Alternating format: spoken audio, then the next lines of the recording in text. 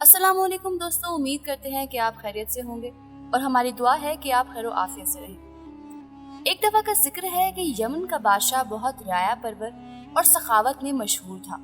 वो बहुत ज़्यादा सखी था। उसकी सखावत की वजह से इसको बख्शिश का बादल भी कहा जाता था।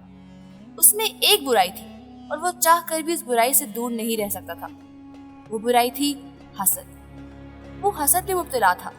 वो हातिम ताई से बहुत ज्यादा हसद करता था। सखी तो वो भी बहुत था, मगर वो समझता था कि हातिम के आगे उसकी कोई हैसियत नहीं है। वक्त गुजरने के साथ साथ उसका हसद भी बढ़ता रहा और लोगों को भी इस बात का इल्म होने लगा कि बादशाह हातिम से हसद करता है। बादशाह कहता है कि हातिम मुझसे ज्यादा सखी नहीं है। मैं बादशाह हूँ, मेरे पास सल्तनत है, मालो दौलत है, और मालो दौलत के बगैर कोई सखावत कैसे करेगा। बादशाह नफरत से कहता, खाली जेब सखावत नहीं होती। एक दफा बादशाह ने अपनी सखावत का मुजाहरा करने के लिए एक जश्न का एहतमाम किया और इस जश्न में बादशाह ने हर जरूरतमंद, खासो आम और बेजरूरत सबको इनामो अकराम से नवाजा। उसने इतनी दरियादिली दिखाई कि सब लोग बहुत हैरान हो गए। बादशाह की सखावत महज दिखावा नहीं थी, बल्कि वो वाकई नेक दिल, सखी और अवाम का हमदर्द था। लोग जान चुके थे कि वो हातिम से हसद करता है, इसलिए जश्न में किसी ने मजाक के तौर पर हातिम का जिक्र छेड़ दिया। दूसरे लोगों ने भी उस आदमी की तारीफ की। बादशाह से ये बात बर्दाश्त नहीं हुई और उसने सोचा कि जब तक हातिम जिंदा रहेगा लोग उसको नहीं भूलेंगे और मेरी शोहरत नहीं होगी। बादशाह ने हातिम के कत्ल का इरादा किया और अपने एक सिपाही आदिल को इस काम के लिए आमादा किया। बादशाह ने आदिल से कहा कि अगर तुम हातिम का सर काट कर ले आए तो मैं तुम्हें कोतवाल बना दूंगा, और उसके अलावा भी उसे बहुत से इनाम का लालच दिया। आदिल दिन रात सफर करते हुए मंजिल के करीब पहुंच गया। अभी वो कबीले की बस्ती से कुछ दूर ही था कि उसको एक शख्स मिला। आदिल को वो शख्स बहुत ही मुखलिस और मेहरबान महसूस हुआ और वह बहुत ही खूबसूरत, मिलनसार और बाइखलाक था।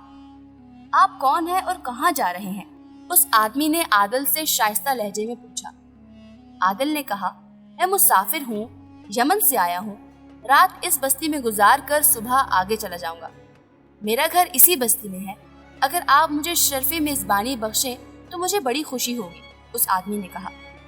आदिल ने ये सोचकर उसकी दावत कबूल कर ली कि शायद इस आदमी से हातिम के बारे में कुछ मालूम हो सके, और उसके साथ उसके घर आ गया।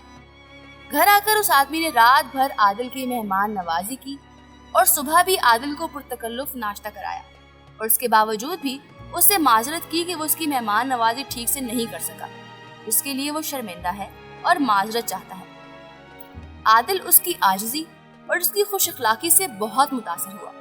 फिर आदिल ने उससे इजाजत मांगी। इतनी जल्दी क्या है, आप मेरे पास कुछ दिन और रह सकते हैं, उस आदमी ने आदिल को कहा।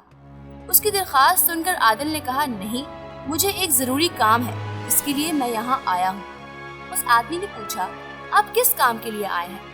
क्या आप मुझे बता सकते हैं? शायद मैं आपकी कुछ मदद कर सकूं। आदिल ने कहा, नहीं, ये एक राज है, और अगर ये राज खुल गया शायद मैं अपने मकसद में कामयाब नहीं हो सकता। उस आदमी ने आदिल को यकीन दिलाया कि इसका राज उसके दिल में ही रहेगा, और अगर वो इसकी मदद कर सकता हुआ तो जरूर करेगा। आदिल ने ये सोचा, ये इतना अच्छा और आला अखलाक का मालिक है, ये जो कह रहा है वो सच ही होगा। और आदिल ने उस आदमी को अपने बादशाह के हसद से लेकर हातिम के कत्ल तक की सारी बात सुना दी। वो आदमी ये सुनकर मुस्कुरा दिया और आदिल को अपनी तलवार पेश की और अपना सर उसके आगे झुका दिया। आदिल ने कहा, मैंने जो कुछ कहा है वो सच है, और तुम मुझे अपनी तलवार क्यों दे रहे हो और अपना सर मेरे आगे क्यों झुका रहे हो? वो आदमी बोला, इसलिए कि मैं ही हातिम हूँ और तुम्हें अपने बादशाह के लिए मेरा सर ही चाहिए था। लो जल्दी करो, उससे पहले कि मेरे घर वाले जाग जाएं और शोर मचाएं। तुम जल्दी से अपना काम करो और जाओ यहाँ से। अब तो आदिल बहुत शर्मिंदा हुआ कि वो कैसे किसी ऐसे इंसान को मार सकता है कि जिसने उसके साथ इतना अच्छा सलूक किया हो, इतने इखलाक से पेश आया हो। उसने हातिम से माफी मांगी और वापस अपने वतन लौट आया।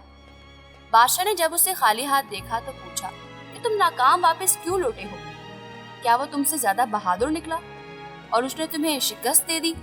आदिल ने कहा, ऐ होशमंद बादशाह, चाहे तुम मुझे मेरी नाकामी पर कत्ल कर दो, मुझे परवाह नहीं है, मगर पहले मेरी पूरी बात सुनो। बादशाह ने आदिल को पूरी बात बताने की इजाजत दे दी। आदिल ने उस बस्ती में हातिम से मिलने से लेकर आखिर तक सारी बात बादशाह के गोश गुजार दी और पूछा कि बताएं, मैं ऐसे इंसान को कैसे मार सकता था कि जिसने सब कुछ जानने के बाद भी अपना सर मेरे आगे कर दिया।